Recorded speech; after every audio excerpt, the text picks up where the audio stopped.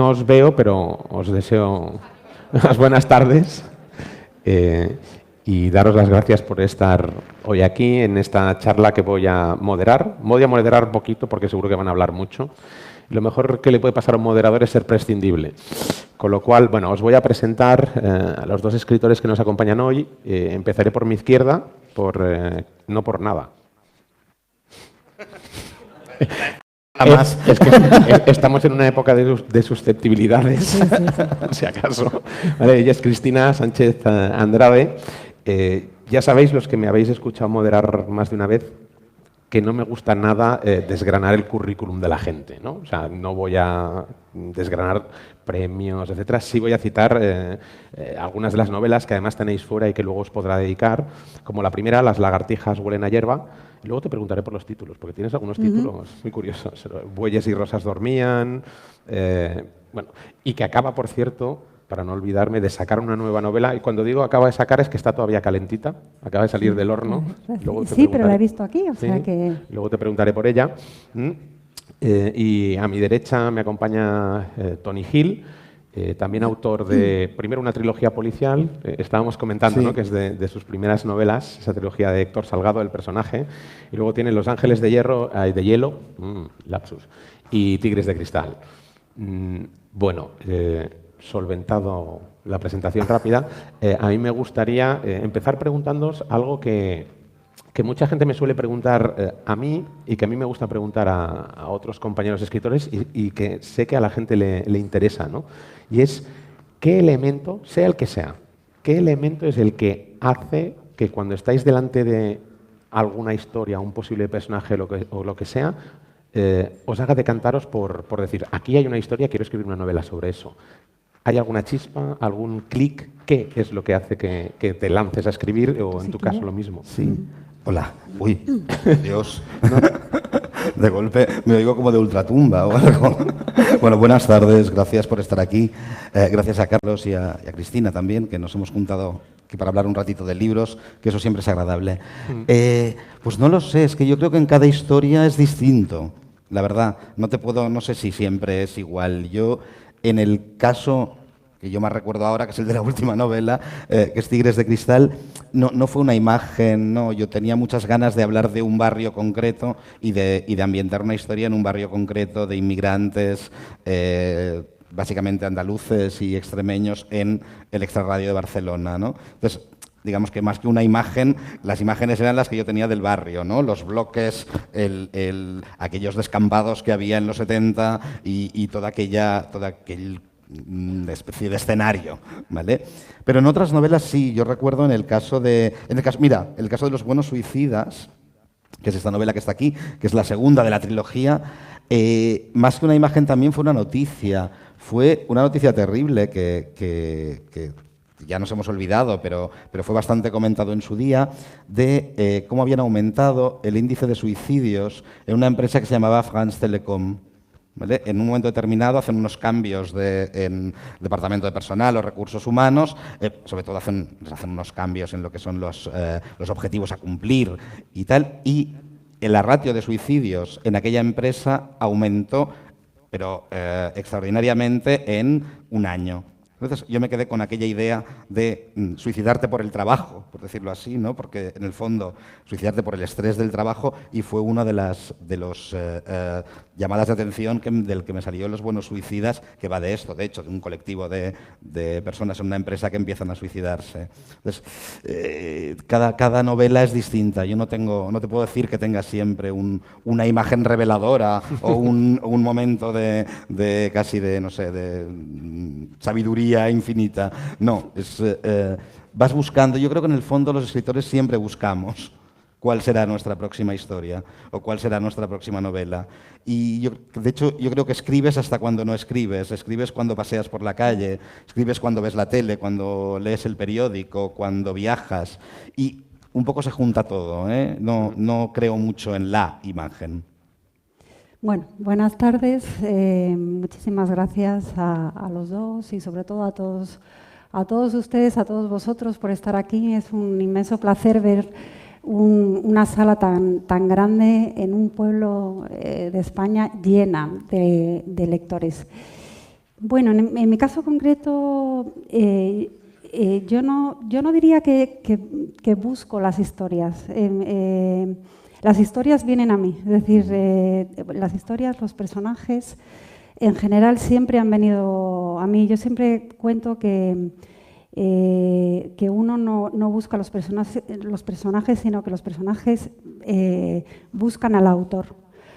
Creo que personajes, tema, argumento, siempre conectan con algo muy personal, muy íntimo del escritor, y por eso ese personaje, ese tema, en algún momento llegan a ti, pero porque estás abierto a eso, ¿no? Estás conectado con eso que en el fondo quieres encontrar, ¿no? Entonces, y de hecho es curioso porque muchas veces uno empieza a escribir una novela, una historia, y dice, bueno, mi novela va a ir sobre esto, mi personaje va a ser este, y luego te encuentras con que eso, a medida que vas escribiendo, una novela es algo muy amorfo, va cambiando muchísimo, te encuentras con que eso cambia radicalmente, o te encuentras con que un personaje que para ti iba a ser secundario, de repente se convierte en el personaje, digamos, como que toma las riendas, ¿no? Yo siempre pongo un ejemplo para que se entienda esto de que son los personajes los que encuentran al autor, y pues siempre pongo el ejemplo de los sueños, ¿no? Es un poco el mismo mecanismo de los sueños. Uno no escoge los sueños que quiere tener, ¿no? De repente una mañana se encuentra con que ha soñado algo rarísimo. Está claro que tiene que ver con nosotros porque, bueno, los sueños son pues el resultado de pensamientos, de lo que hemos vivido, de lo que hemos pensado, de lo que nuestras obsesiones y demás, pero ¿por qué aparecen de repente un día, ¿no? Y dices, ¿y esto? ¿Y por qué he soñado con esta persona que hace tanto tiempo que no está en mi vida? Entonces, un poco el proceso de la novela para mí es ese. Es interesante lo que comentabas del personaje, porque la siguiente pregunta que os quería hacer, ahondando un poco en lo que sería, bueno, vuestra forma de escribir, vuestra forma de concebir historias, para vosotros, ¿el personaje es siempre lo primero y lo más esencial y está por encima de trama? ¿O pensáis primero en trama y luego asignáis un personaje? ¿Cómo trabajáis técnicamente en ese sentido? A ver, es complicado. Es complicado definir, porque ya te digo, yo soy muy anárquico y cada novela va un poco a su aire. Cada novela es... a veces dicen que son como los niños, no sé, pero en cualquier caso, cada una sale distinta, no sé cómo decirte. Tú eres el mismo, ¿no? Un poquito mayor a medida que vas avanzando. Se supone que un poquito más experto, lo cual no se traduce en que seas más rápido, sino al revés. Yo tardo cada vez más en escribir una novela. Cada vez hay más dificultades, yo creo. ¿Verdad? Sí, yo estoy seguro. Desde fuera parece que debería ser más fácil, pero no. No lo es. Cada vez es más difícil. No, mi última experiencia escribiendo, que además es una cosa muy corta, muy corta, tiene 100 páginas, 110, y me está costando más que novelas más largas también, bueno, también porque tienes que condensar mucho, ¿no? Pero bueno, contestando a tu pregunta, o intentándolo al menos, mira, es que depende. Hay veces que viene un tema, o a mí a veces me viene un tema, ¿vale? Yo, por referirme a la última, Tigres de Cristal, tengo el barrio, ¿vale? Quiero hablar de ese barrio en el momento en que yo lo conocí, ¿vale? Que fueron los años 70, y se me ocurren unos niños, ¿vale? Unos niños que están en ese barrio y que pertenecen a esas familias venidas de fuera. Y automáticamente... Es que fue inmediato, meto a los niños en un lío, ¿vale? La trama, de alguna forma, en este caso, se apodera de los dos personajes y quedan tan marcados por esa idea que yo les asigno, que es que esos dos niños... De ahí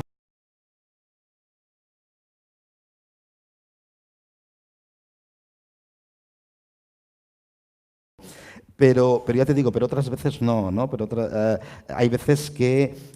No sé, yo suelo pensar en los personajes y los personajes me llevan a la trama, normalmente. En este caso quizá fue un poco al revés, ¿no? Fue de los casos más extraños porque, ya te digo, era el barrio, del barrio pasé a los niños y de los niños pasé a la trama, pero bueno, igualmente, sí, igualmente, primero está el personaje y luego está... Sí, bueno, en mi caso es siempre el personaje, siempre.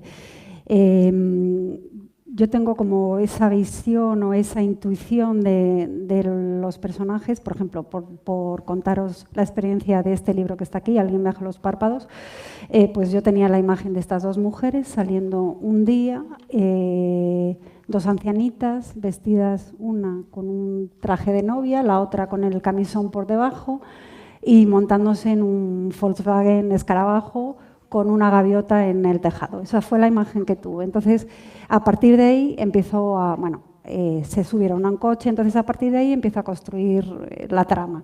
Y un poco como decías tú, Toni, claro, creo que has mencionado la palabra lío, ¿no? Sí. Lo importante es encontrar un lío, un conflicto, ¿no? Claro.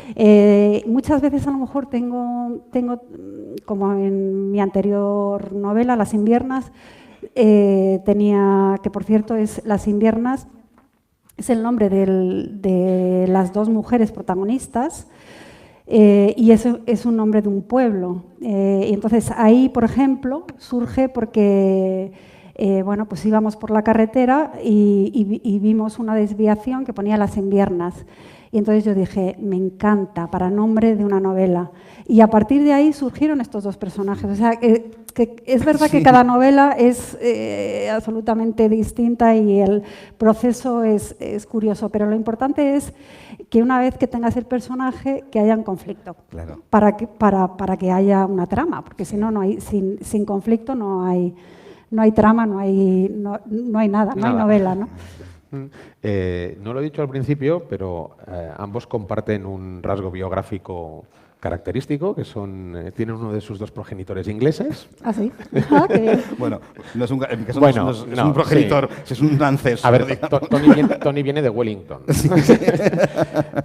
Pero, por ejemplo, hablando de has citado el libro, el de Alguien bajo los párpados, y estaba pensando también en el de Tigres. En esos dos casos, por ejemplo, trabajáis una estructura no idéntica, pero sí que tiene cierta conexión porque trabajáis en dos épocas temporales distintas. ¿Eso lo decidís sobre la marcha? ¿Lo tenéis claro desde el principio? Quizá en tu caso más claro, que querías hacer la historia pasado-presente. Sí, yo en este caso lo tenía claro porque era coger a esos niños, ¿vale? Contar cómo era el barrio en los 70 y pico, y luego hacer un salto a cómo están ahora, ¿no? Cómo están 40 y tantos años después esos dos chavales que ya no son, evidentemente, unos chavales. Entonces, sí, pero de todas maneras, en el mundo, por decirlo así, si es que se puede llamar mundo o género, del suspense o la novela negra y tal, yo creo que el jugar con épocas distintas te da una dimensión, da como una profundidad a la historia. Es decir, no es un crimen que se cometió anteayer y que hay que resolver, sino que estás poniendo un foco mucho más amplio, ¿no? Estás hablando de, bueno, un suceso, un asesinato de un chaval que sucedió en los años 70 y sus consecuencias 40 años más tarde, ¿no? Y de alguna manera estás contando en el fondo la transición y cómo estamos ahora en relación a ella. Entonces, es un poco un foco, ya te digo, sí, ampliar el foco, ampliar la densidad casi, ¿no? La profundidad del tema. A mí me gusta, en general, jugar con... porque además me hace mucha gracia pensar en cómo éramos y cómo somos, y no puedo adivinar cómo seremos, pero me hace mucha gracia coger a la gente y coger personajes, vamos, pero en el fondo son gente, porque no dejan de ser gente, y inventarme toda su vida, ¿no? Inventarme toda su vida hasta este momento, hasta el momento en el que están en la novela. A mí me encanta mucho trabajar las biografías de los personajes, aunque no salgan. Digamos, no necesitas saber todo, ¿no? El lector, ni mucho menos. Pero yo sí. Yo necesito saber si sus papás los querían, o querían más a su hermano, y yo me monto toda una biografía para cada personaje, a veces incluso de los secundarios. Es un poco loco lo que yo hago.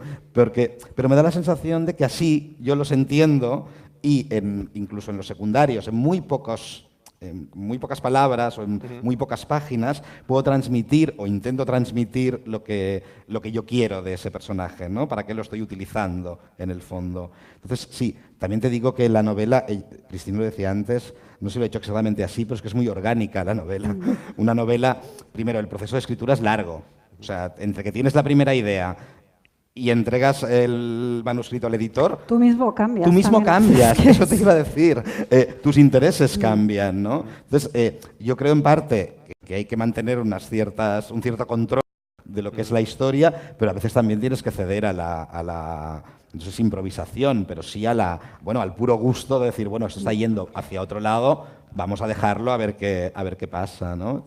Es todo mucho menos rígido de lo que parece. No, además yo creo que es bueno dejar que te lleve la novela, ¿no? Hay muchas teorías sobre esto y, por ejemplo, Nabokov decía que no, que a los personajes había que atarlos como galeotes, ¿no? Yo no estoy en absoluto de acuerdo y creo que él tampoco lo hacía. No creo que Lolita fuera el ejemplo ni Ada y el Ardor, de esto. ni que va. Yo creo que eso es algo que ocurre, que es muy frecuente. Y lo de los tiempos, pues, aparte de todo lo que ha comentado Toni, que es muy interesante, yo creo que también aporta un elemento de tensión, ¿no? Porque el lector va un poco buscando también ese contraste, ¿no?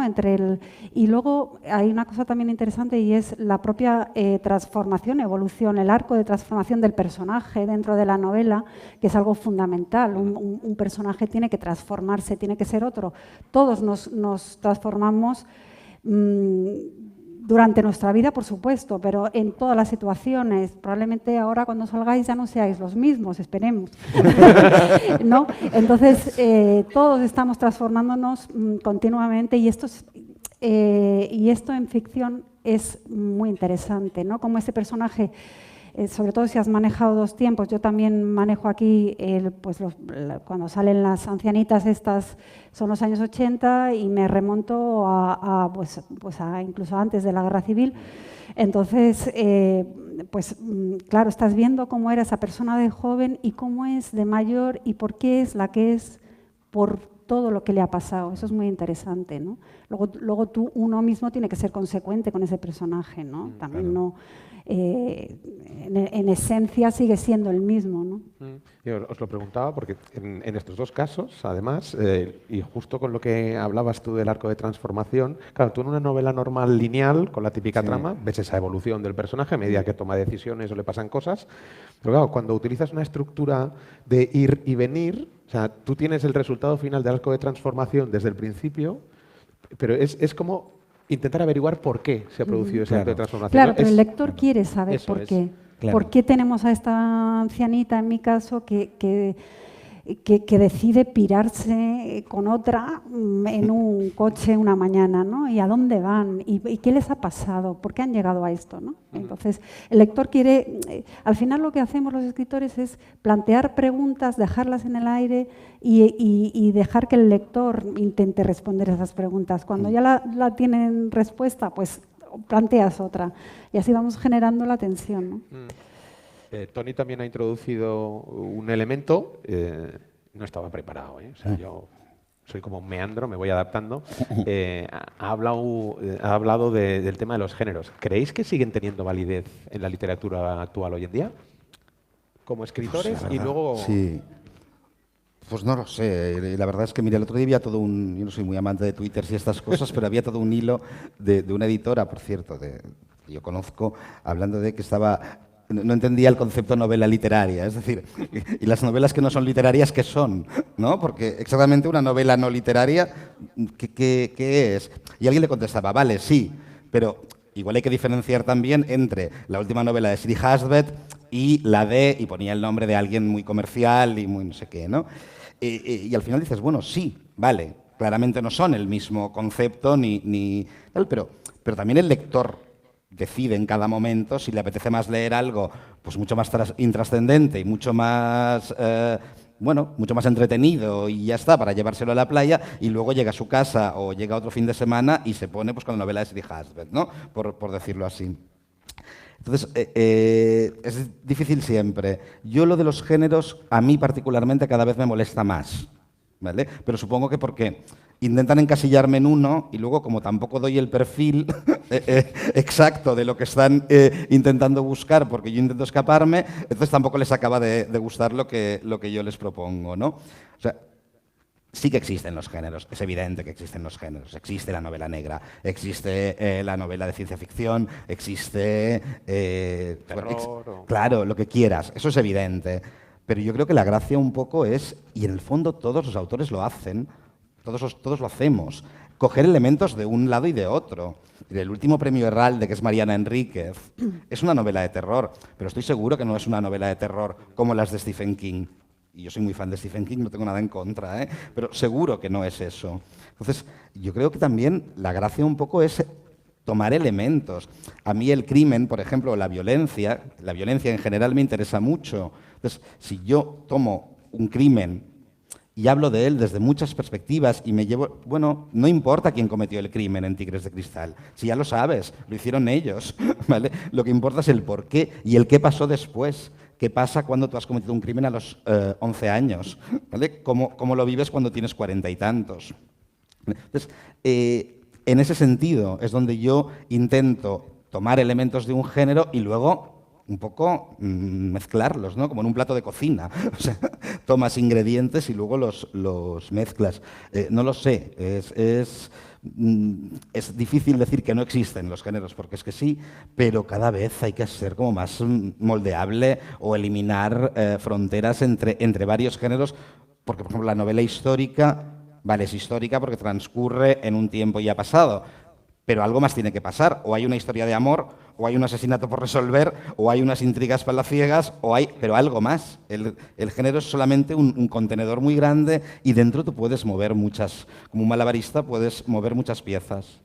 Sí, yo ¿por qué preguntas? Te voy a responder de una manera muy gallega. ¿Por qué haces esta pregunta? O sea, yo no me he planteado nunca si hay géneros o no hay géneros. Yo creo que sí, ¿no? Porque yo creo que los escritores opinamos de un modo, pero los lectores lo ven de un modo distinto muchas veces. ¿Los lectores lo ven en géneros? Sí, porque más encasillado. Para un lector en muchas ocasiones es cómodo.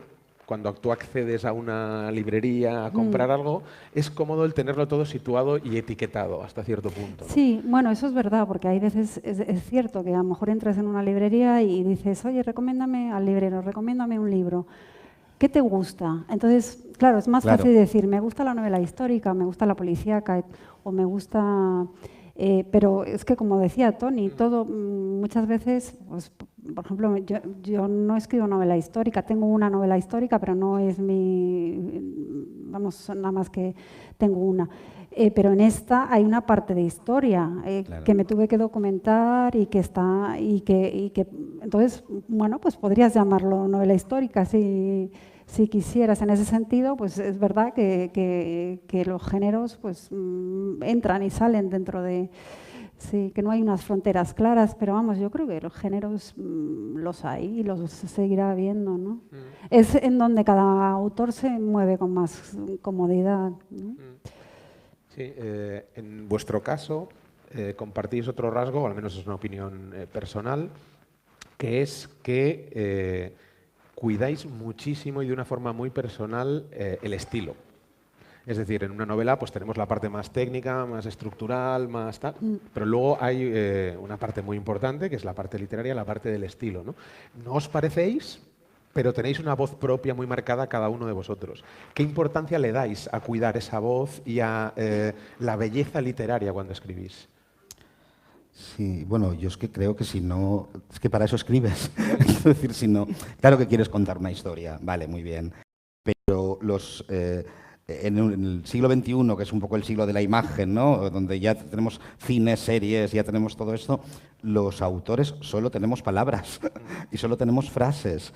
Y de alguna manera esa banda sonora que suena en las películas y que dice ahora hay que llorar, ¿vale? O ahora me tengo que asustar, solamente la podemos construir en base a palabras y a la tensión narrativa propiamente dicha, ¿no? Pero es el único elemento que tenemos. Entonces, para mí escribir una novela sin preocuparme de eso A ver, que hay algunas que me saldrán mejor y otras me saldrán peor, evidentemente. No soy el mismo ahora que el de la primera novela, pero yo siempre he intentado hacer eso. Es decir, sí que es verdad que tampoco me gusta, y eso lo tengo muy claro, y por lo que he leído de Cristina también, no me odio la sobreactuación. Es decir, la sobreactuación no va a ningún lado, ni en el teatro, ni en la escritura. Es que cuando uno está sobreactuando se nota. Se nota. Es decir, la voz debería ser, cuando no es natural, estás viendo que el autor está forzando porque quiere escribir bonito, ¿no? Sí. O porque quiere de alguna manera distinguirse, pero eso es como... Pues es como la personalidad al final, Sí. porque yo creo que la voz tiene mucho que ver con la personalidad del escritor, ¿no? Y entonces, ¿eres así o no eres así? No puedes forzar tu manera de ser, ¿no? Entonces, la voz, claro, es algo, para mí es importante el estilo, porque en el fondo es lo que te distingue de otros escritores, Claro. porque escribir todos escribimos, ¿no? Todos podemos escribir, pero claro, es que debería ser de una manera, debería por lo menos definirte a ti como escritor, ¿no? Y lo que comentabas antes de esa... que se decía que sí que es una novela literaria y no Sí. literaria, pues hombre, yo creo que lo que distingue una novela literaria de no literaria es el estilo, precisamente. Totalmente, sí. O sea, lo sí, que sí, hace sí. que una novela sea, que llames esta novela literaria, es que tiene un estilo trabajado. Pero esto es muy respetable. Hay gente que lo que le interesa es pasárselo bien y tener una trama que le sea lo suficientemente buena como para pasárselo bien. Hay otras personas, lectoras, que no soportan que esté mal escrito el libro. Entonces, bueno, Claro. pues para gustos... Sí, de todas maneras, perdón, solo una cosa. Yo, siempre que hablamos de esto, yo acabo pensando en Hitchcock, que no es un referente literario puramente, pero sí es un referente... O sea, Hitchcock convierte... A ver, no tengo nada en contra de Daphne du Maurier, pero Hitchcock convierte Rebecca en una obra maestra, cuando el libro no es una obra maestra. Es un folletín. Es un folletín. Dilo abiertamente. Es totalmente un folletín, exactamente. Y porque Hitchcock tiene una mirada distinta. Hitchcock le da una mirada distinta. Y ya ni te cuento la mirada que tiene en Vértigo, que ya es el juego total del voyeur y el contra voyeur, ¿no? Es que es eso, es que se trata de eso. Yo creo que la voz de un autor, en el fondo, es la mirada de un autor. También. ¿No? O sea, Sí. tú miras el mundo de una manera y lo cuentas de una manera, intentando... Decías belleza, hay veces que no, lo que escribes no es bello, ¿vale? Pero de alguna forma sí que tiene que ser personal y tiene que... Uno intentaría, ¿no?, siempre que los lectores te reconocieran, ¿vale? Que leyeran un trozo así al azar y dijeran, esto lo ha escrito Toni. Pero es que eso Claro, es posible hombre, claro. Sí, imagínate sí. con pues, García Márquez, los Evidentemente. Borges, o sea, los grandes autores, Cortázar, tienen Sí. su voz reconocible. Sí, totalmente. Entonces a eso aspiramos, pero claro, conseguirlo es otra cosa, ¿no? Exacto. Sí, yo te iba a comentar, yo tengo muchos talleres de escritura y enseguida te das cuenta del alumno que tiene una mirada ¿Verdad? y el que no lo tiene. Sí. Ya no es lo que cuenten, como la historia que estén contando y tal, pero enseguida te das cuenta el que tiene que al final la mirada también es el don, es el talento, ¿no? Que en realidad, bueno, es lo que yo no puedo enseñar en los... No, exacto. Puedo enseñar a explotar ese talento al máximo, ¿no? Ajá. Pero eso lo tienes ya desde el principio, lo tienes desde el primer día de la clase, el que tiene la mirada y el que no lo tiene, ¿no?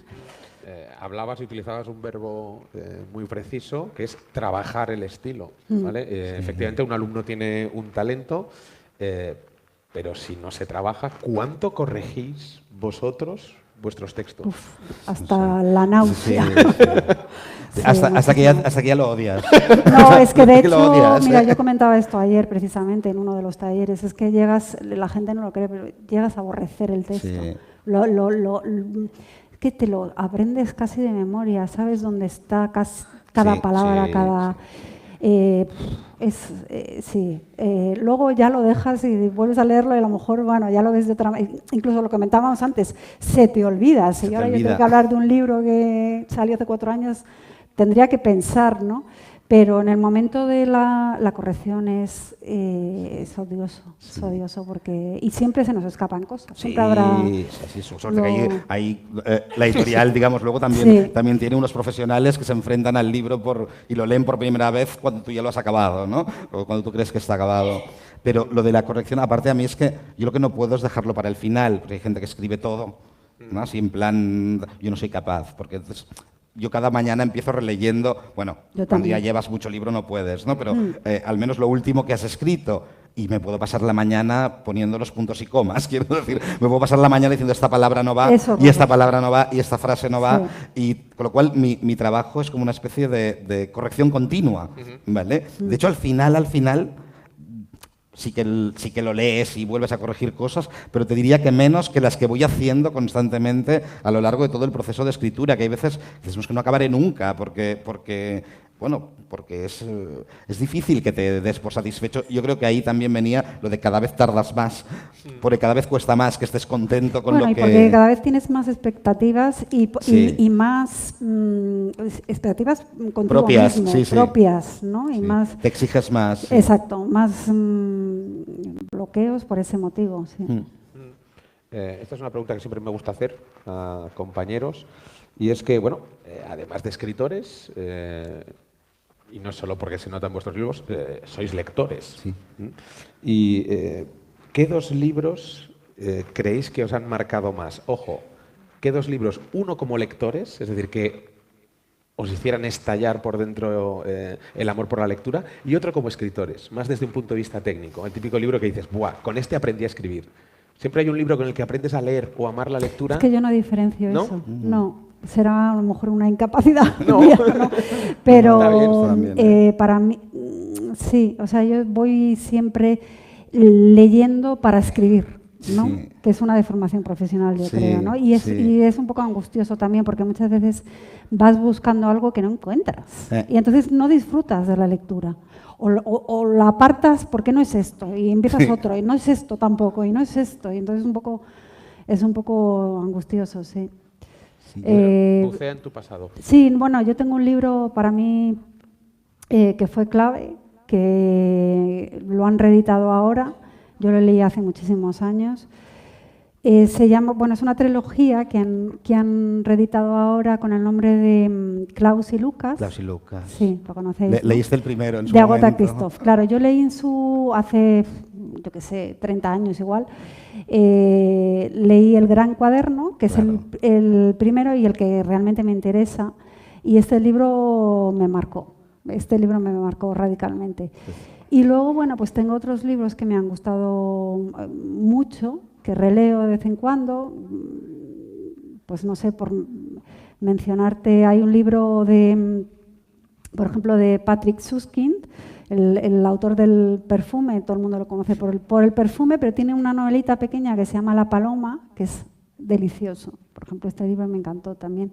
Otro libro así cortito que me gustó mucho, pues Requiem por un campesino español, de J. Sender, o Las ratas de Delibes, o El camino de Delibes.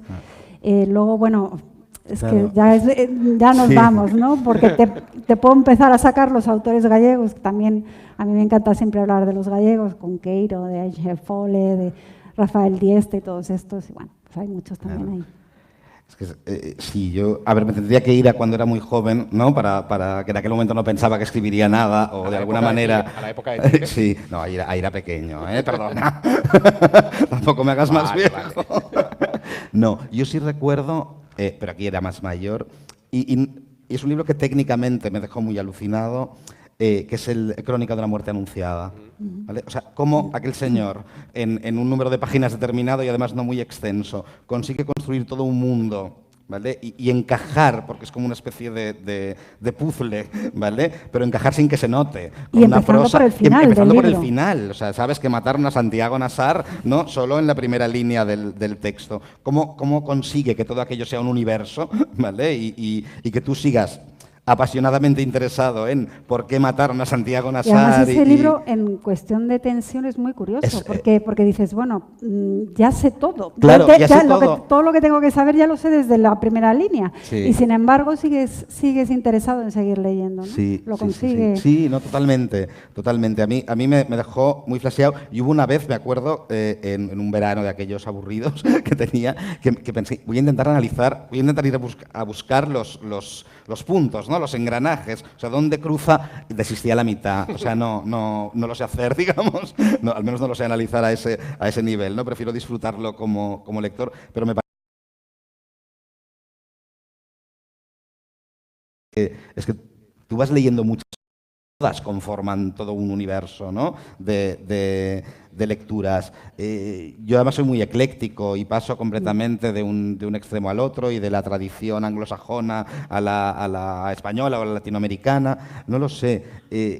Yo recuerdo, sí te podría decir que después de una adolescencia en la que no leía absolutamente nada, yo leía mucho de pequeño, porque era un niño muy raro. Como era un niño muy raro y me aburría mucho, leía, ¿vale? Pues tampoco necesitaba más niños para leer, entonces algo que podía hacer solo. Pero luego en la adolescencia descubrí que existía el resto del mundo y que era muy divertido y que yo podía relacionarme con ellos mucho mejor, con lo cual olvidé las lecturas completamente. Y ya había olvidado lo que es el placer de leer, entre comillas, ¿no? Lo bien que yo me lo pasaba leyendo, cuando cayó en mis manos un libro del, por cierto, extinto porque cerró ayer, Círculo de Lectores, sí. ¿Vale? Sí, bueno, cerró ayer, pero podía haber cerrado hace años. El modelo de negocio era un poco complicado, ¿no? Para sostener en el siglo XXI, pero bueno, en su momento yo creo que Círculo ayudó mucho a que en determinados pueblos llegaran determinados libros. En cualquier caso, en casa mi padre era socio de Círculo de Lectores y cayó en mis manos una novela de John Irving que se llama El mundo según Garp. Y de golpe, a los 18 más o menos, aquel libro me volvió a conectar con el placer de leer. No lo he vuelto a leer nunca después, ¿eh? No sé si me gustaría ahora o no me gustaría ahora. Pero en aquel momento pensé, ostras, sí, me lo estoy pasando bien como cuando me lo pasaba bien de pequeño con La Isla del Tesoro, por decir algo, ¿no? Entonces, bueno, La Isla del Tesoro, versión facilitada para niños. No os creéis que yo leía a Stevenson con 8 años porque no es verdad. Pregunta íntima para que os desnudéis. ¿Cuál ha sido vuestro peor momento como escritores con una novela, con un texto, y cómo lo solucionasteis? Ese día en el que dices, Dios mío, esta novela no va para ningún lado, la tengo que echar para atrás. Pero no dices sé cómo en seguir. El proceso de escritura. Sí, en el proceso creativo. Ay, bueno, eso todos los días tengo momentos. Todos los días. A ver, es que parece que escribir es algo muy bonito y que uno está en casa y que se lo pasa muy bien, pero normalmente, bueno, yo no sé tu experiencia. Fijaos es una tortura china. Ayer Care Santos decía, bueno, esto de escribir es picar piedra. Es que es tremendo, y sobre todo, bueno, lo peor es luchar contra esos bloqueos que se tienen tan a menudo, ¿no? Y lo que comentábamos antes, que cada novela parece que dices, ya tengo ahí otras detrás, ya tengo 8, 9 detrás, está chupado. No. Cada novela tiene su propio proceso y tiene su tiempo. Y una cosa, sabes, muy complicada también es respetar ese tiempo de cada novela. Porque eso es algo que no controlas tú, no es un trabajo de oficina que hagas, lo termino, a tal hora lo termino, aquí tan pum. No, la propia novela genera esos tiempos. Entonces tú te tienes que adaptar a eso. Entonces a lo mejor tú dices, es que me hubiera gustado terminar esta novela en un año. Si el propio proceso de escritura no te lo permite, pues es que no puedes. No, sí. Bueno, yo tengo un momento concreto que lo recuerdo porque fue bastante terrible, que fue la tercera novela de la novela que cerraba la trilogía de Héctor Salgado. Es decir, las novelas salieron El verano de los juguetes muertos en 2011, en 2012 sale Los buenos suicidas y mis editores, todos animados, querían la tercera parte y el desenlace de la trilogía, porque son 3 casos distintos, pero hay uno que sobrevuela todo y que se resuelve también en 2011, 2012, 2013. Y yo, ahí fue, primero porque ya la segunda, que es esta, ya la escribí un poco forzando los tiempos, aquello, trabajando mucho, trabajando muchas horas. A ver, no es que seamos vagos, pero no sirve de nada estar 7 horas delante del ordenador y nadie avanza así. Es decir, aunque te ataran delante del ordenador, hay días que no escribes nada bueno, y es un poco eso, es un poco el tiempo real que te pide una novela para tú entenderla, para entender a los personajes, para luego contarlo de una manera que no sea ¿sabes? Que no sea un guión. Para descubrir realmente qué es lo que querías contar. ¿Por qué esa historia te ha buscado a ti? Claro. ¿Cómo conecta contigo? Y eso hay veces que es verdad que tardas mucho y que tienes que desechar un montón de material, sí. que tienes que volver atrás, que tienes que... ojalá se escribiera todo muy rápido, pero sí, no siempre es así. No, pues yo el Además, día yo creo anterior, que cada vez es sí, más difícil. Cada vez es más difícil. Yo en aquel momento sí que es verdad, y eso es tal cual, y mañana veo a la editora que tenía en aquel momento, que he quedado con ella en Madrid. Yo recuerdo el día anterior al que yo tenía que enviar la tercera parte, Los amantes de Hiroshima, que eran las 4 de la madrugada, me levanté, cogí el archivo, seleccioné las 110 primeras páginas, las guardé y el resto lo mandé a la papelera y le di a triturar para que no lo encontrara. La novela estaba escrita, pero era tan mala. Es decir, en algún momento yo perdí el hilo con aquella novela, ¿sabes? Perdí la conexión y empecé a escribir de una manera como mecánica, ¿vale? Cerrando temas, porque era una novela que además era muy compleja porque tenía que cerrar muchos temas y de repente, si yo estaba leyendo aquello, pensaba, yo no soy capaz de entregar esto, es que no quiero que lo vea nadie. Van a decir, no, pero lo corregí, no quiero que lo vea nadie, la destruí, y la novela salió, pero un año después, ¿vale? Que eso fue terrible, volverte a enfrentar con todo aquello y volver a retomar, o sea, una novela que además ya tienes la estructura, porque la estructura estaba clara, y yo guardé las primeras páginas, las 100 y pico primeras páginas, porque pensé, hasta aquí esto funcionaba y luego no. Pero bueno, luego acabé rehaciendo también aquellas, ¿no? Pero sí, quizá fue un momento desagradable porque, y ya no tanto por uno mismo, que también, ¿no? Porque es como asumir un fracaso concreto, ¿vale? Pero esto tampoco me importaba tanto, sino el hecho de que las editoriales, y cuando son, entre comillas, comerciales un poco más, trabajan con mucho tiempo de anticipación, con lo cual la novela tenía cubierta, preventa, pósters, tenían todo montado y yo tenía que mandar un mail y decirles, bueno, es que no hay novela. Claro, ¿yo qué queréis que os diga? No hay novela. O sea, no... pues nada, pues se cancela todo. Que pobres, la verdad es que fueron encantadores y nada, pues ¿qué vas a hacer? Bueno, pues cuando la tengas ya nos lo dirás, pero bueno, pero sabe mal, ¿no? Quiero decir, hay un punto también de te has comprometido a hacer algo en un tiempo que dije, esto, yo necesito más, pero bueno, lo intentas. Yo creo que en el fondo también los autores a veces pecamos de disciplinados, ¿vale? En algo en lo que no puedes...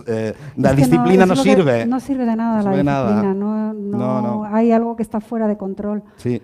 Yo soy muy disciplinada, pero es que me doy cuenta de que la propia disciplina muchas veces no me sirve y esto es lo más desesperante de todo. De todas maneras, por ejemplo, yo no puedo trabajar con una fecha de publicación. Jamás he trabajado así. Me estresaría cantidad, pero por esto. Porque yo no he vuelto a hacerlo. No, es decir, yo no, algo aprendí, eso sí. No creo que sea bueno para nosotros. No, luego puedes tener bueno, hay que poner una fecha en el contrato. Bueno, pues pon una fecha en el contrato, pero yo jamás he tenido... Ponte una fecha porque si no, esto se puede prolongar hasta... Claro. Pero no... Sí, no, yo nunca más, y jamás, o sea, de verdad... Por eso a veces cuando sale el pobre señor Martin diciendo que tiene que entregar la 7ª parte o la 8ª, no sé cuál es, de la canción de Hielo y Fuego, pienso que pobre hombre no le apetece nada escribirla. O sea, le da igual, ya han hecho la serie y ya está. O sea, además yo creo que ganas. En el caso de gente que ha tenido muchísimo éxito con una novela, muchas veces se está esperando ya la siguiente entrega y tal, y esto produce justamente el efecto bloqueo. O sea, es que estoy pensando en gente que de repente que están ya los lectores esperando tal, y no. Justamente por eso uno se bloquea puedes. a la hora de escribir, entonces no creo que sea bueno nunca. Sí, hablábamos justo ayer además con Marcelo de este tema del mercado, del libro, de pues, cuando has tenido... Hablábamos del caso de Leila Slimani. Sí. Claro, gana el Goncourt con la novela y de repente la presionan para que saque una en un año y tal. Lo que hace es rescatar un texto anterior, que se hace bastante a menudo. Hay bastantes autores así como muy presionados. Rescata un texto anterior y saca una novela que es un horror, la nueva, vaya. Bueno, es una opinión personal, que es un horror. Eso me da pie a preguntaros, vosotros dos, tú además profesionalmente, porque también estás en Penguin, Sí. ¿Cómo veis como autores, como escritores que estáis en ese mundillo, el mercado editorial actual, el mercado del libro en España? Bueno, este tipo de cosas, claro, a mí, por ejemplo, no me convencen nada. Es decir, la presión que veo que tienen muchos autores por cumplir esas expectativas editoriales, porque es que casi es más editoriales que de lectores. Por supuesto, los lectores están ahí, pero los lectores no creo que estén llamando a la puerta del autor ni pidiendo a gritos esa novela. Esos son los, y eso creo que siempre va en perjuicio de la escritura, de la calidad de la escritura. O sea, yo creo que eso no debería hacerse, pero bueno, las editoriales también tienen que, como toda empresa, también tienen que tener sus... encontrar sus beneficios y claro, cuando dan con un autor que saben que va a vender, pues ocurren estas cosas, ¿no? Sí, el mercado, es que el mercado es complicado. Es que el mercado del mundo del libro, yo creo que yo creo que nos hacen estudios reales, porque serían tan deprimentes las conclusiones que, no, te lo digo en serio, serían tan deprimentes, porque lo que yo intuyo que pasa es que muy poca gente que lee y que esta gente lee mucho. Es decir, que el número de lectores se reduce, lo que pasa es que los lectores siguen leyendo y comprando libros, ¿no? Pero está claro que se va reduciendo. Pero además, yo creo que también es que, no lo sé, tiene que ser un poco así. Es decir, cada vez luchamos con... En el fondo, la lectura para la mayoría de la gente es una forma de ocio. O sea, dedican su ocio a la lectura. Y antes elegían entre la lectura y el teatro, o los conciertos y la ópera. ¿Vale? Luego ya eligieron entre la lectura y el cine, luego entre la lectura y la televisión, y ahora ya tenemos el móvil, las aplicaciones, las series, cada vez todo se va, digamos, que en el fondo te da tiempo a todo. Si a uno le gusta leer, lee. Eso es, pero es verdad que yo creo que si nos analizamos incluso a nosotros mismos, yo leo mucho, pero seguramente leo menos de lo que leí hace unos años. ¿Vale? Porque hay unas horas al día que me siento delante de la tele y pongo Netflix o HBO y veo unas series maravillosas que me encantan, ¿vale? Y que a lo mejor antes, como la tele era igual de mala, me ponía a leer.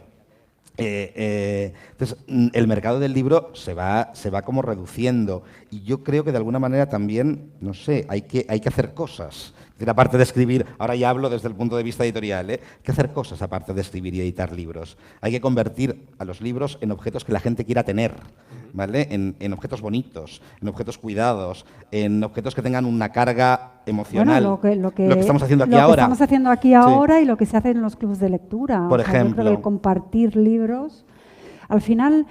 Es verdad lo que dices, Tony. Una serie siempre es más fácil, estás cansado, no requiere de ti, pero el placer de leer un libro que te gusta, que te engancha, eso no lo puedes comparar ni siquiera con la mejor serie. No, está claro. El regustillo y eso me daréis la razón todos, ¿no? Seguro. Y sobre todo, si tienes la oportunidad de compartirlo, porque yo creo que un buen libro, como una buena película, al cine vamos con gente y salimos y hablamos sobre los libros deberían ser igual, ¿no? Bueno, y los clubs de lectura, esa riqueza que se genera por todas las opiniones, es como que vas completando tu lectura con todo lo... Incluso nosotros como autores también, a mí me encanta eso, ¿no? Porque la gente me hace ver cosas en las que a lo mejor yo no había...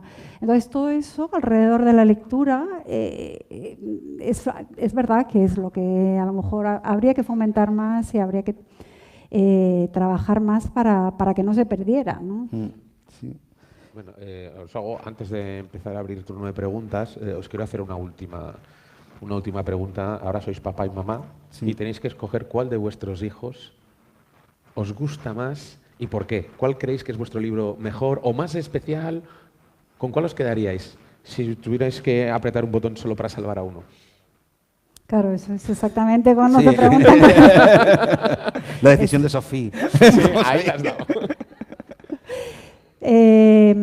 Pues mira, a mí cuando me preguntan eso, yo creo que mi libro más especial para mí, y creo que también para los lectores que lo han leído, es un libro que tengo sobre mi hija, se llama El libro de Julieta, y mi hija tiene síndrome de Down y bueno, es un poco toda mi experiencia con ella desde que nació hasta que cumplió 7 años. Entonces, para mí ese es quizá el libro más entrañable, ¿no? Y luego, bueno, de lo que ya es ficción, porque este no es ficción pura, pues quizá Las inviernas, porque es el libro, no sé, es el con el que más me identifico hasta ahora.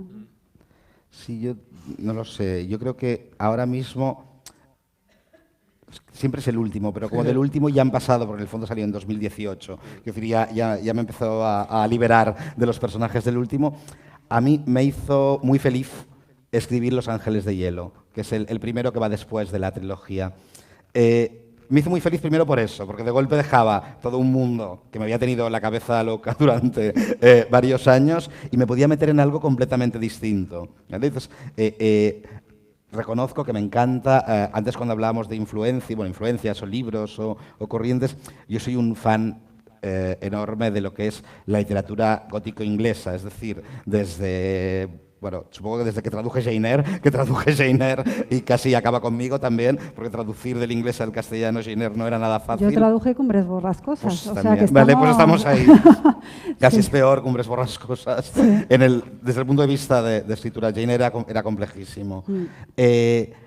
Entonces, con Los ángeles de hielo empecé a jugar con esa idea, ¿no? Empecé a jugar con, vámonos a principios de siglo, ¿vale? Del siglo XX, vámonos a un internado, vamos a contar una historia, incluso las alumnas representan Jane Eyre en el internado, y también era otro de mis grandes libros que a mí me fascinan, que es Otra vuelta de tuerca. Era jugar un poco, de hecho la dedicatoria es el final de Otra vuelta de tuerca, ¿no? Entonces, de golpe me sentí tan libre, o sea, después de una trilogía policial de la que yo estoy de verdad encantado y que no reniego de ella en absoluto, pero que ocupó una parte de mi vida y que de golpe no quería que ocupara más. ¿Sabes? Cuando te separas de una pareja y dices, no, mira, no, ya, no eres tú, soy yo, pero se acabó. De golpe poder hacer algo completamente distinto, encima ahí sin prisas, porque ya tenían experiencia de antes y dijeron que sin prisas, y poder pues, crear esto, ¿no?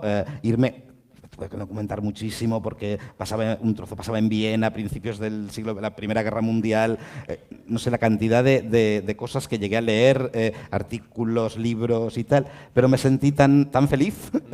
Y yo creo que se nota en el libro también. Es un libro duro en el fondo, porque la historia es dura, pero es un libro que juega con muchas tradiciones y que yo, de verdad, yo me lo pasé muy bien.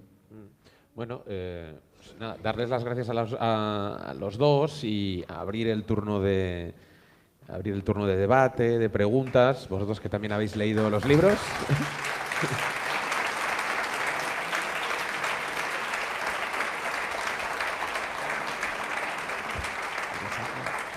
No sé, querías. Vamos a empezar con el turno de preguntas, pero me vais a permitir, porque no, a mí se me olvida. Lo que estabais comentando sobre que se va reduciendo el mercado, bueno, que cada vez leemos menos y vemos más series. Cada uno tenemos la libertad un poco de dedicar nuestro ocio a lo que queramos. Pero cuando yo me obligo a leer, que ya lo hago por obligación, me obligo porque creo que cuando leemos, algo que no nos puede dar también las series, pero algo que te da la lectura es una opinión crítica.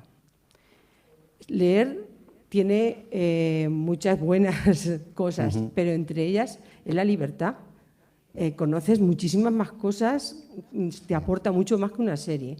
Entonces, una sociedad que quiere ser libre, democrática, la lectura tiene que ser fundamental.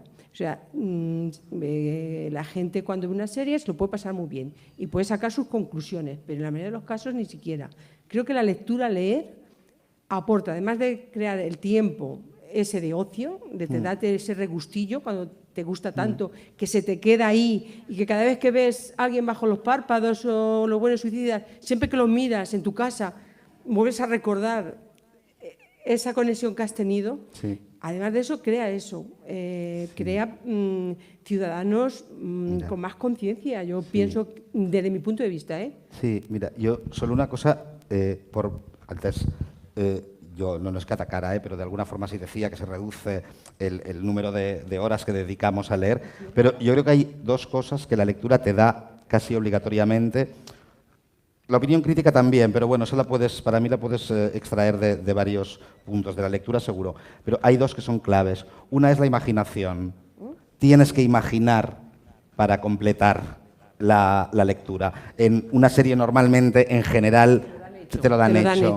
Y luego, algo que a mí me parece maravilloso, será porque, no sé, igual con los años también te vuelves más solitario, no, pero sí un poquito.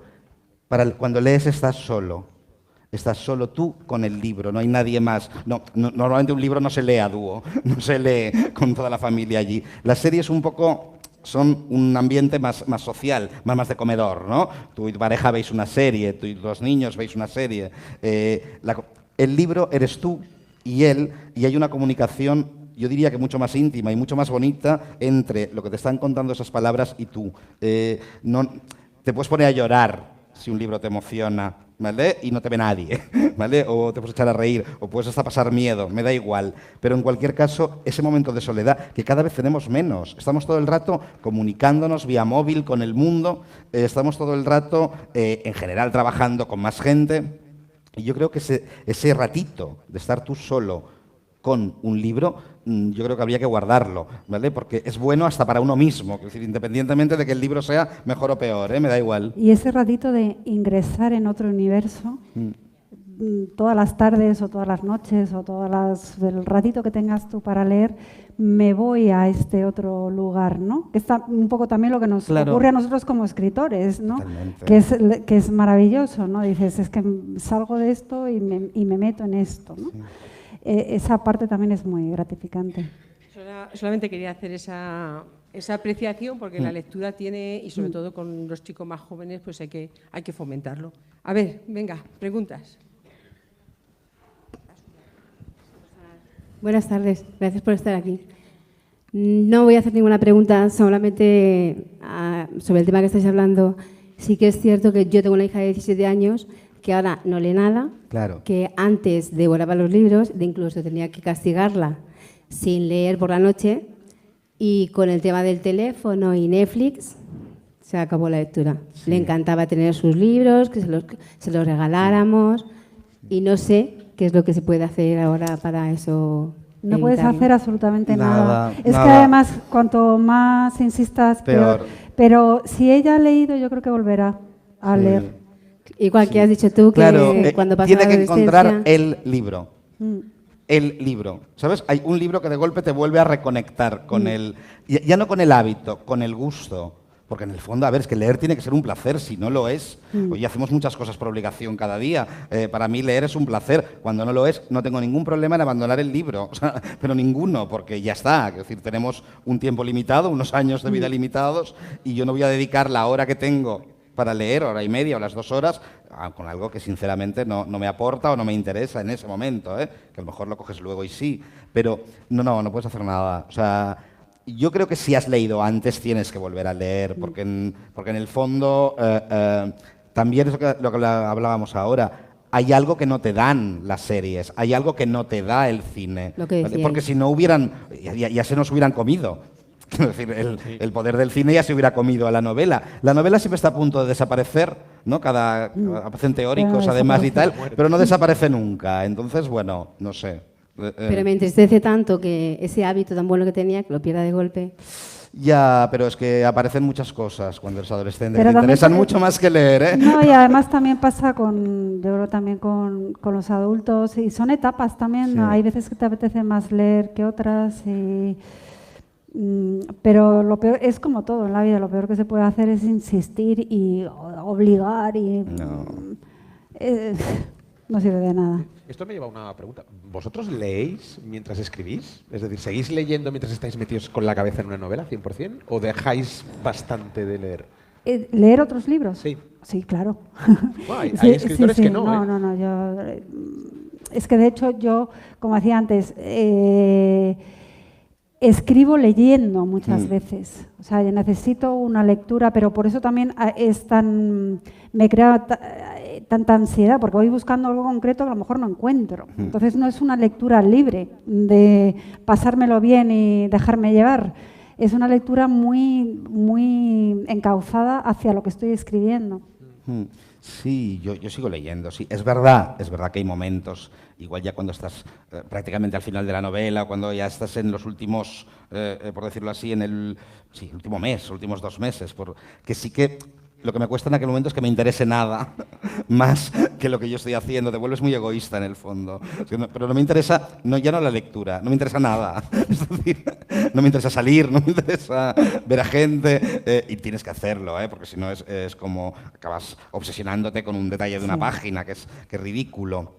Perdóname que os he robado tiempo. No, pero sí que sigues leyendo. Sí, es que yo, a ver, en el fondo yo sigo leyendo siempre. Si es que venía leyendo en el tren, ¿no? Y, o sea, leer, Carlos, es 1000 veces más divertido que escribir. Sí, me darás tú la razón. Hombre, pues sin ninguna duda. Me acuerdo una vez una discusión así entre escritores, decían, pero tú podrías dejar de escribir. Digo, pues sí, yo creo que sí. Me decían, no, luego, es verdad que a lo mejor luego volverías, sin darte cuenta estás escribiendo en la cabeza, pero leer eso sí que no. Yo creo que eso sí que no. Sí, pues que además escribir en la cabeza es muy bonito y siempre suena muy bien. Es decir, yo cuando escribo en mi cabeza no pienso en capítulos, pero cuando de alguna manera me enfrento a un trozo de la novela y pienso, esto va a quedar fantástico y suena a la mar de bien, y luego no hay manera. Es decir, luego aquello, lo que está en la pantallita no es para nada lo que yo había imaginado. En cambio, leer, y si no está bien, no es responsabilidad mía. Quiero decir, es mucho más cómodo.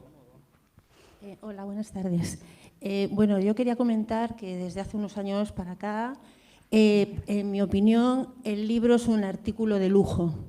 Son unos precios, los 20 euros, es lo más normal, que hay muchísima gente que no se lo puede permitir. Hombre, uno sí al mes, pero la gente que lee y que le gusta leer, uno no es nada al mes.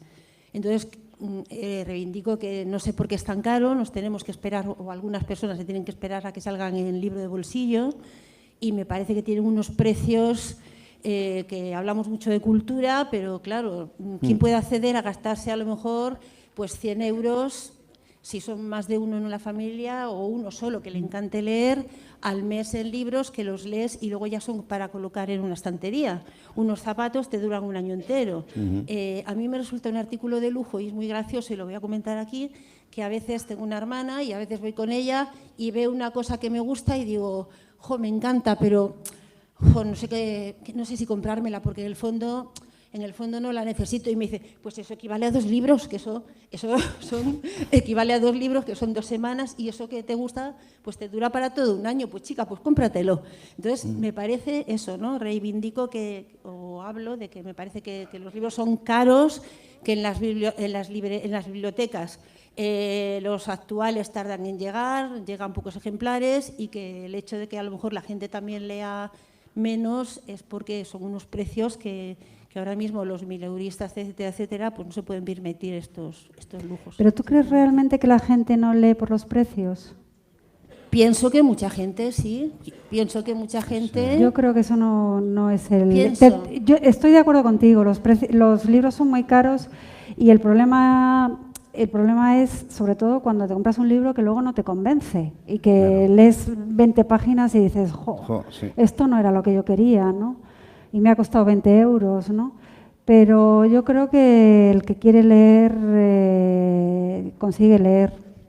Sí, yo también te diría, desde el punto de vista editorial, te aseguro que los precios se ajustan, porque claro, detrás de un libro hay mucha gente trabajando, aparte del autor, ¿vale? Es decir, está el maquetador, está el corrector, está el diseñador de cubiertas, está toda una serie de gente a la cual, digamos, cobra, entre otras cosas. Entonces, te aseguro, luego el precio también depende de la tirada. O sea, tú, si haces una tirada enorme, ¿vale? Te puedes permitir el lujo. Perdona, Agua, si es que no te veo. Sí, parece que estamos en la playa aquí, pero es verdad que no vemos nada. en una tirada muy grande, ¿vale? De algo que se intuye que va a ser un bestseller, puedes bajar los precios. En una novela, una tirada de 1.500 ejemplares, no puedes ajustar los precios y a veces incluso saltan los 20 euros, porque es que si no, ese libro no se podría publicar. Entonces, claro, todo es... depende del valor que le des. O sea, las cosas son caras o baratas en función del valor que tú le estés dando a ese objeto. Yo estoy un poco con Cristina, yo no... La gente, hay bibliotecas, hay ebooks que son más baratos. Los ebooks es la mitad del precio. Los ebooks son de todas maneras, yo creo que el que quiere leer no tiene por qué leer novedades. No, claro. Están las bibliotecas y al final llegarán esos títulos también, ¿no? Sí, por eso. Pero es que además, no digo que no sea un precio alto, digo que no. Te aseguro que si las editoriales pudieran vender muchos más, bajando un par de euros, lo harían y no les salen los números, O sea, no salen para pagar lo que es el libro como producto, como objeto. Yo no, si me dejáis que hable, no estoy de acuerdo. Te respeto tu opinión, yo creo que se puede leer. Hay un montón de bibliotecas, a lo mejor no tenemos todos los ejemplares ni lo último, pero solemos tener y el que le gusta lee, lee. Además hay una aplicación que es eBiblio, que si tienes libros electrónicos, te hacen préstamos gratuitamente de libros que es un archivo, que a los 20 días desaparece. Un archivo vale más barato. Un libro, hay una cadena de gente. Es verdad que a veces dicen, 20 y tal, y es verdad que puede ser caro, pero puede ser caro relativamente, pero el que no lee, desde mi punto de vista como profesional, y aquí hay más gente conmigo que es bibliotecaria, creo que el que no lee de verdad es porque no quiere, porque casi nos falta dárselo así. Y normalmente tenemos novedades y procuramos hacer préstamos interbibliotecarios. Es mi humilde opinión, si me lo permitís. Vamos a pasar a la compañera, a ver qué pregunte. Hola, buenas tardes. A ver, mi pregunta, habéis comenzado hablando de si cuando comenzáis una novela es la trama la que os lleva al personaje o es el personaje el que os lleva a la trama, ¿no? Mi pregunta es si en alguna ocasión ha habido personajes que se os han sublevado, que no habéis podido hacer carrera de ellos, que al final han ido por unos derroteros que ni sospechabais al principio, si habéis llegado a tomar manía a alguno de ellos y si en ese caso les habéis castigado, os habéis vengado de alguna manera de ellos. Gracias. Bueno, lo que comentas es muy, muy frecuente. Casi todas las novelas hay una sublevación de algún tipo. Sí, yo recuerdo, por ejemplo, pues la novela histórica que comentaba que tengo, que es sobre Cristina de Noruega, es una princesa medieval del siglo XIII que vino desde Noruega a casarse con un infante hermano de Alfonso X el Sabio, ¿no? Bueno, yo empecé esta novela pensando que el personaje potente y fuerte sería ella, la princesa Cristina de Noruega. Y entonces me puse a investigar y encontré mucha, de la parte noruega no había mucha, incluso fui allí a Noruega y tal, pero no había mucha información. Pero claro, de toda la parte de Alfonso X y la corte y demás, había muchísimas cosas. Y entonces di con un personaje que era la abuela de Alfonso X el Sabio, que es Berenguela la Grande, y entonces esta mujer se hizo, pero literalmente con mi novela, ¿no? Es que se hizo con mi novela. Y no, yo ahí, a ver, os va a parecer un poco exagerado todas estas cosas, pero es verdad, uno no puede controlar esto. Ella se hizo con la novela y al final se convirtió en la... Claro, porque una novela también es un punto de vista, es decir, no solo eliges a los personajes, eliges quién cuenta esa novela, ¿vale? Entonces, el narrador puedo ser yo, ¿vale? Siempre soy yo, o es Cristina, o es Carlos, o es Maribel cuando escribe. Es decir, claro, pero a veces lo mejor es utilizar a un personaje, ¿vale? Que es el que te cuenta la historia, ¿no? Y eso sí que puede surgir, vamos, muy fácilmente. Se sublevan, sí. Más que sublevarse, a mí lo que me pasa es que crecen. Es decir, personajes que estaban pensados como secundarios y que de alguna manera iban a aparecer o que no y luego desaparecer. Ser como tú quieres, que es también, exactamente como los hijos. Sí. Exactamente como los hijos. Sí. Por mucho que quieras, tu hijo no va a ser como tú quieras que sea. Tu hijo tiene su personalidad. Claro, sí. Y entonces tienes que dejarle. Tienes que dejarle, sí. Yo en Tigres de Cristal, un personaje que era completamente secundario y al final prácticamente se convirtió en uno de los protagonistas es Miriam, ¿vale? Que es la hermana del chico muerto. Para mí era la hermana del chico muerto, ¿vale? Yo la creé como, bueno, yo quería explorar un poco las consecuencias de, pues eso, 2 niños matan a otro, ¿qué pasa en las 3 familias? ¿Vale? Bueno, pensé, en la familia del chaval muerto hay una hermana muy pequeña, cuando sucede esto, se lleva muchos años, y que vive toda la vida en una casa como entristecida, ¿vale? Por un hermano al cual ella ni siquiera conoció porque murió cuando ya tenía 1 año, ¿vale? Bueno, era un personaje que en principio yo lo pensaba utilizar para eso, ¿vale? Y que luego es la tercera en importancia. Bueno, yo diría que la novela pasó de tener 2 protagonistas a tener 3, ¿vale? Directamente Miriam cogió toda una fuerza. Porque el personaje empieza como es que crecer no es la palabra, pero... Te empieza a hablar. Te empieza a hablar. Y hay veces, yo no sé si tú tienes esta sensación también, Tony, hay un personaje a lo mejor que lo tienes ahí, tú piensas que es un personaje secundario, pero empieza a decirte cosas... Y no lo entiendes. Yo ahora mismo, la novela en la que estoy trabajando, tengo una mujer que me está hablando y todavía no la entiendo.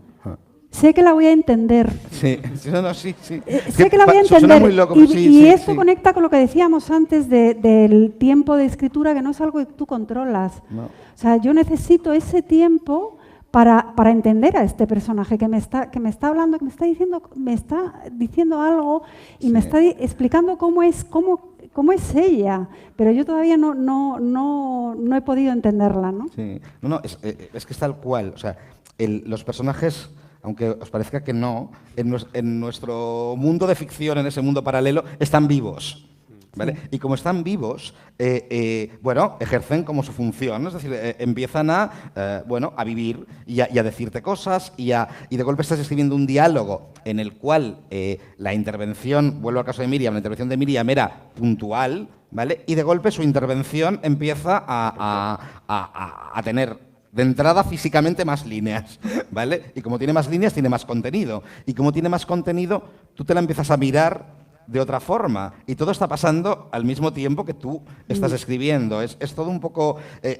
somos personas normales, ¿verdad? Pero sé que lo nuestro no es normal, o sea, no es un trabajo normal.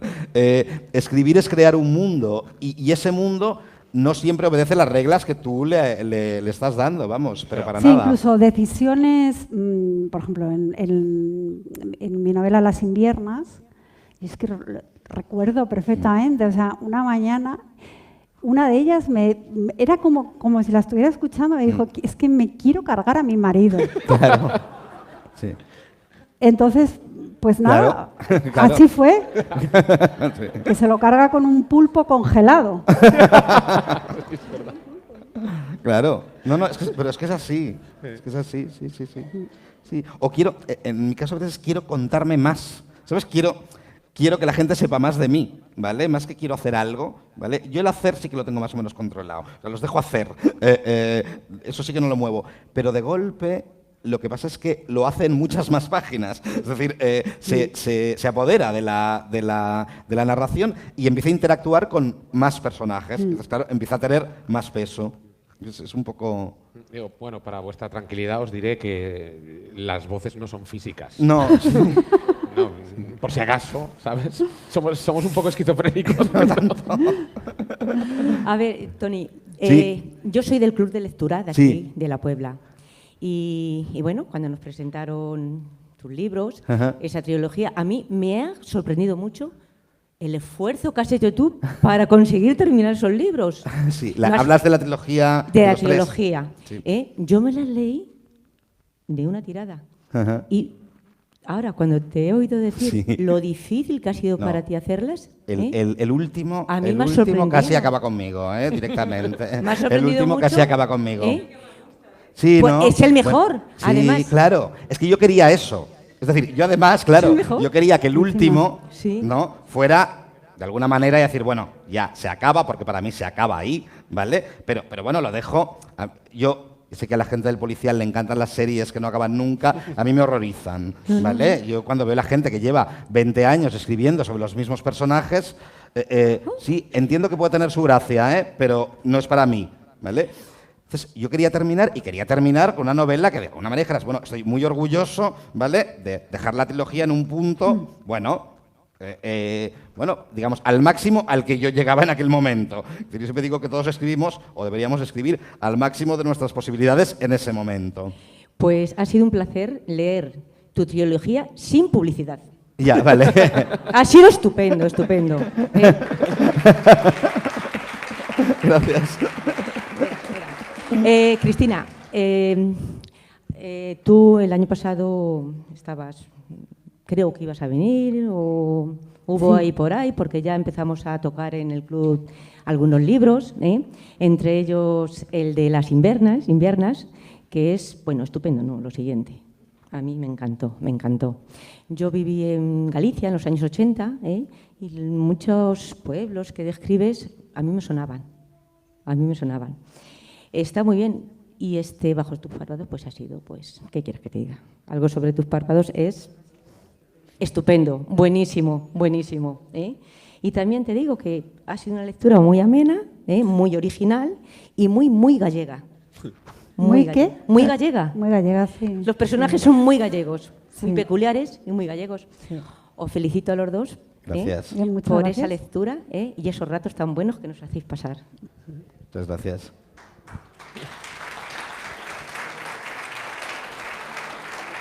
Viene otra por ahí.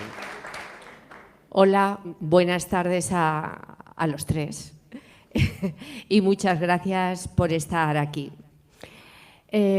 Cuando habéis hablado de los géneros, os he leído a los tres. Y creo ya que el género novela negra es casi más novela sociológica. Lo veo así porque tanto el uno como otro, cualquier novela se hace sociología. Yo lo percibo así.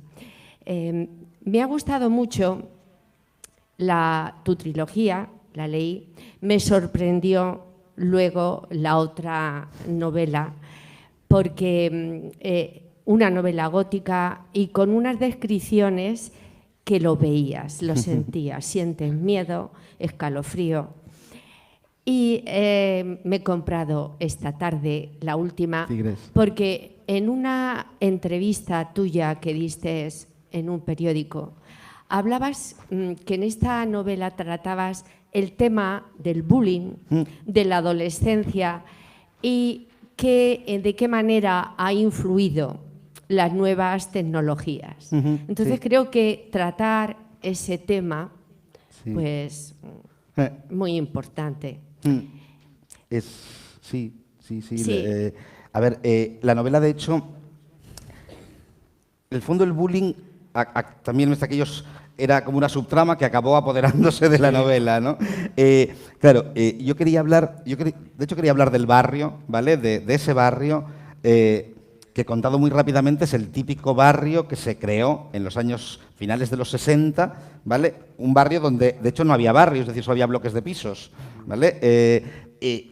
Con una diferencia, además, es que, bueno, toda la gente acababa de llegar, como aquel que dice en aquel momento, a lo que es Barcelona o Madrid o Bilbao, cualquier ciudad más o menos industrializada, y la gente que llegó cambió el espacio y el espacio también los cambió a ellos. Es decir, ya no era lo mismo que vivir en el pueblo de Granada o que vivir ¿sabes? Las relaciones entre ellos ya no son las mismas. Entonces, y quería hablar de ese barrio en los 70 y hablar de ese barrio ahora. Entonces, la violencia, como te decía antes, es un tema que a mí me interesa. Entonces pensé, bueno, ¿qué violencia de alguna manera había en los 70 y sigue habiendo ahora, ¿vale? Y haya cambiado o se haya modificado al menos en su forma, porque robamos igual, entre comillas, ¿no? Matamos igual. Pero en cambio, el bullying, que en los años 70 obviamente no se llamaba bullying y no se llamaba nada, ¿vale? Era bueno, lo que conocemos todos, era el típico bruto que te esperaba a la salida del colegio para pegarte y quitarte la merienda, es decir, ¿vale? O para insultarte o para lo que fuera. Y era un contacto directo entre el agresor y el agredido. Y en cambio ahora puede haber ese contacto directo, pero también puede haber una ausencia de contacto, es decir, te hacen una foto, la suben, la manipulan, la tergiversan, añaden lo que quieren. Es mucho menos física la agresión, ¿vale? Pero te hace el mismo daño o te hace más, en el fondo, porque además no puedes parar de verlo. Es decir, el bullying antes, cuando llegabas a casa estabas a salvo. Ahora no, porque el móvil lo sigues teniendo y sigues mirando, ¿no? Entonces, a mí me servía un poco para decir, en el fondo, lo que dice la novela, y es que la violencia la estamos como sublimando, ¿vale? Antes, la violencia era directamente física, la gente se pegaba, ¿vale? En general, quiero decir. Ahora parece que nos hemos vuelto mucho más civilizados, parece que los padres evidentemente ya no pegan a sus hijos, los profesores no pegan a sus alumnos, los alumnos en teoría están educados para ser mucho más tolerantes, mucho más amables y tal, y todos somos muy felices, pero seguimos haciendo daño y lo hacemos de otra forma. ¿Vale? Entonces, era un poco este juego. Y el bullying a mí me parecía como perfecto para lo que yo quería contar. Gracias. Cristina, quería decirte una cosa. Me gusta mucho el matriarcado de tus novelas y esas mujeres fuertes, consecuentes con sus ideas y que a través de los años siguen firmes y, bueno, unos personajes femeninos fantásticos. El último libro que he comprado es un libro de cuentos. Yo valoro mucho el género del cuento porque no lo veo un género fácil. Contar una historia en pocos folios me parece que es, no sé, difícil. Se necesita ser buen escritor, tener oficio para hacerlo. Bajo tu experiencia, ¿te ha costado más o menos que una novela? Bueno, es verdad que el cuento a nivel editorial está muy minusvalorado. Es decir, cuesta muchísimo. Si tú le dices a tu editor, tengo un libro de cuentos, te dice, uff, ¿y la novela cuándo? Sí, no. sí. O sea, no les gusta nada. Y luego es curioso porque luego a vosotros sí que os gustan los cuentos, ¿no? Y es verdad lo que dices, escribir un buen cuento en el que un cuento, claro, todo tiene que estar absolutamente, digamos, como una esfera en la que equidistan puntos a un punto imaginario central y todo tiene que estar perfectamente atado y no puede sobrar ni una sola palabra, ¿no? Es un esfuerzo de brevedad y de economía narrativa mucho mayor que el que tienes a la hora de escribir una novela, ¿no? Es como, yo siempre digo, escribir un cuento es como estar a dieta, ¿no? No te permite escribir una novela te permite pues salirte un poco, están las subtramas, están las digresiones y es verdad que el cuento en España está muy poco reconocido cuando no debería ser así, porque además es que a los lectores también les gusta el cuento, ¿no? Lo hablábamos precisamente el otro día con Marcelo Luján, que decía, bueno, es que el cuento es patrimonio casi iberoamericano, o tenemos esa concepción, ¿no? Cuando en España o norteamericano también. En España ha habido grandes cuentistas también, gente como Aldecoa, y desconocemos casi nuestra propia tradición, o el lector en general, ¿no? Sí, es curioso. A ver, en realidad se venden menos, claramente, ¿eh? Quiero decir, hay un factor evidente, y es que la gente dice lo mismo que te dice el editor. Vale, te dice, bueno, esperaré a la novela, ¿no? Tal. Es verdad que últimamente hay algunos premios ¿sabes? Están intentando, ¿no? Entre el premio Setenil, hay algunas movidas editoriales que solo viven del cuento, prácticamente, como Páginas de Espuma. Es decir, pero hay una. Pero hay una, claro. Ya está, cuesta. Y realmente es dificilísimo. Yo lo encuentro mucho más difícil porque además el cuento tiene que ser perfecto. Es decir, una novela es difícil que en 500, pues igual, 500, 200, 300 páginas, todas las páginas no van a ser, creo que no puedes ni aspirar, uno lo intenta, ¿no? Pero un cuento, un relato de 8 o 10 páginas tiene que ser perfecto, tiene que ser, si no, el cuento no está bien. Entonces, eso es muy complejo, es muy complicado. Gracias, y hoy es el día de las librerías. Sí. No soy librera, pero creo que se merecen que les tengamos aprecio y ayudarles a que las conserven. Sí. Sí.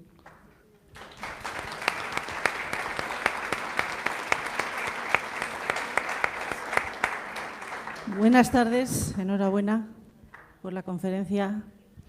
Quería hacer una pregunta. Hoy he visto un programa en la 2 que trataba sobre Google, que ha copiado digitalmente unos 10 millones de títulos sin pagar ningún tipo de copyright ni de impuestos.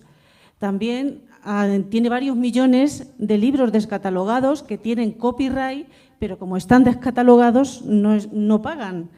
Entonces, bueno, el gobierno americano creo que tiene consejeros que le están diciendo que, bueno, que es un monopolio, que se van a hacer dueños de la cultura escrita.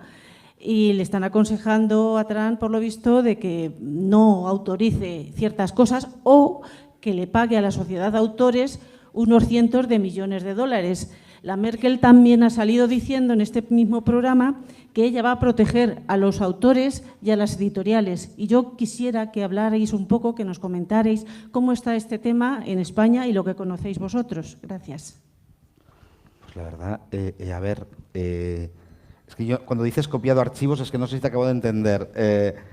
Archivos digitales de libros. Sí, pero que no son derecho público, que no... o sea, sí, que hay acceso a esos libros. Hay acceso a esos libros. Bueno, hay acceso a muchísimos libros. De hecho, claro, tú pones muchos libros, los buscas en PDF y los encuentras. Y los encuentras. Sí. Sí, a ver, el tema es... A ver, si estamos hablando de clásicos, ¿vale? O de obras libres de derechos, pues bueno, eso puede ser hasta algo positivo. Es decir, que se conserve al menos, ¿vale? Porque, a ver, no todos los libros... clásicos, por decirlo así, se han convertido en clásicos. Es decir, no todas las obras de hace 120 años han merecido el aplauso de la crítica y han sobrevivido para ser reeditadas hasta nuestros días, ¿no?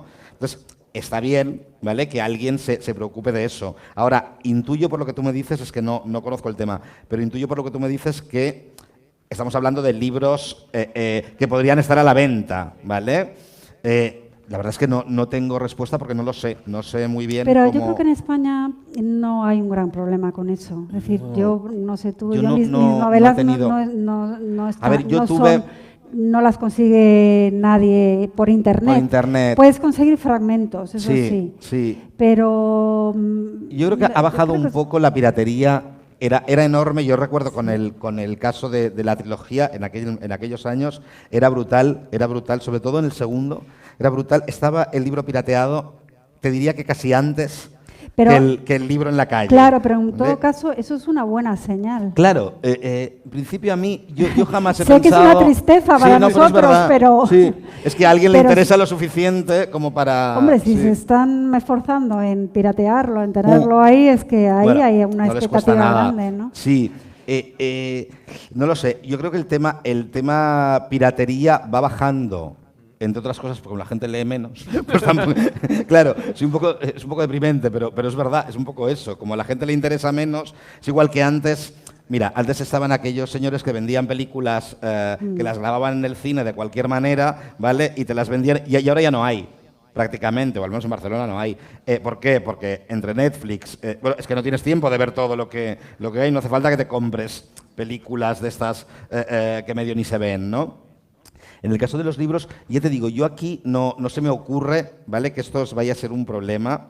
Sí creo que es un problema, ojo, para algunos autores y algunas autoras que venden muchos libros, ¿vale?, y cuyas obras se piratean y tú encuentras el último libro de, me da igual, Falcones, Redondo, Julia Navarro, ¿sabes?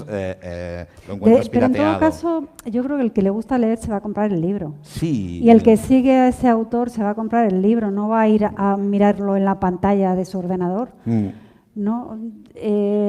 Sí, a lo mejor dentro de unos años cambio de opinión, pero sí. yo hoy, ahora mismo no creo que sea un problema eso, ¿no? Ya te digo, lo fue hace unos años. Yo creo que también pasa una cosa, y es que en el mundo del libro, te digo la verdad, y te lo digo porque además llevo muchos años trabajando en él desde varios puntos de vista, en el fondo lo que falta también es una especie de estudio, como decía antes, no lo hacen para no deprimirse, pero en realidad es que no lo hacen. Es decir, un estudio serio de hábitos de lectura de verdad, ¿eh? No las preguntas del informe, no sé qué, que sale siempre que los españoles leen un libro cada 3 años. Eso, si fuera verdad, yo me habría muerto de hambre. Es decir, porque todo mi dinero viene del mundo editorial, ¿vale? Todo mi sueldo, sea como editor freelance, sea como traductor, sea como autor. Si la gente leyera tan poco como aseguran esos estudios, ya, no sé, me habría tenido que dedicar a otra cosa. Quiero decir, no, está claro que algo no funciona. Pero es verdad que faltan estudios serios, y por ejemplo en la piratería, que fue, yo creo en los años,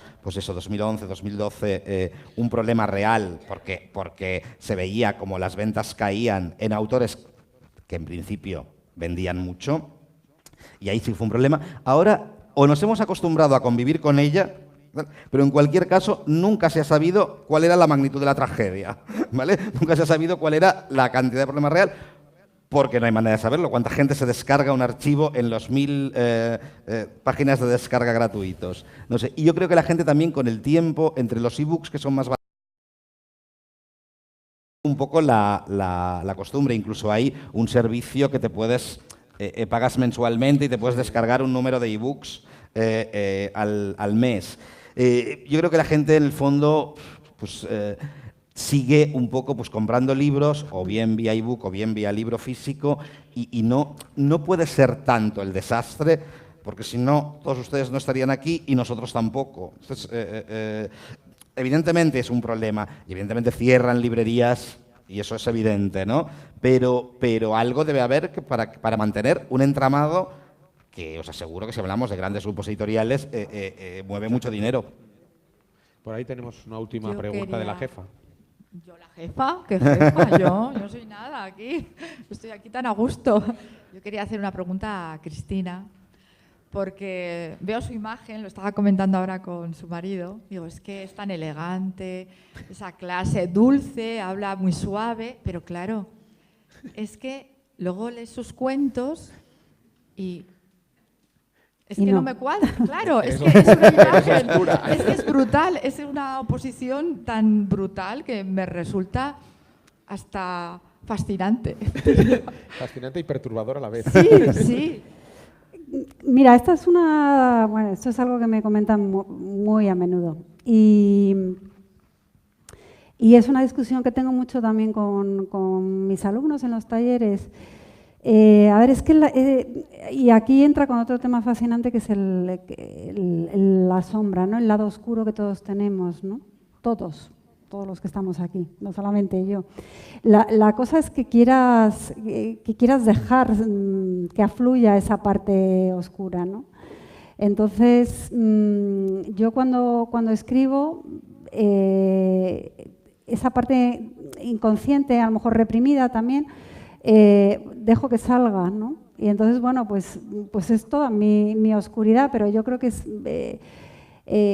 mi caso, la mía, como todos tenemos una parte, todos tenemos un Jekyll y un Mr. Hyde dentro de nosotros, ¿no?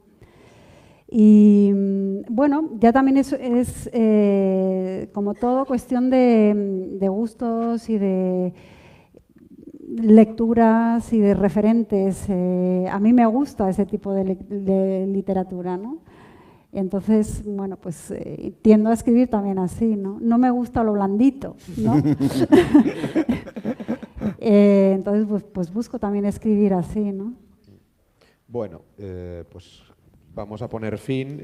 Yo quería comentar a modo de cierre, no sé si os acordáis que había unos dibujos animados estupendos que eran Super Ratón, ¿vale? Que además en España se tradujeron con voz mexicana. No olviden supervitaminarse y mineralizarse.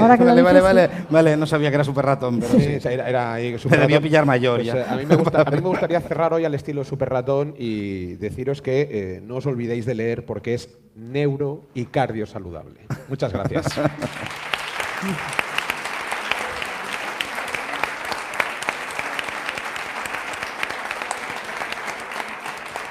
firmaréis.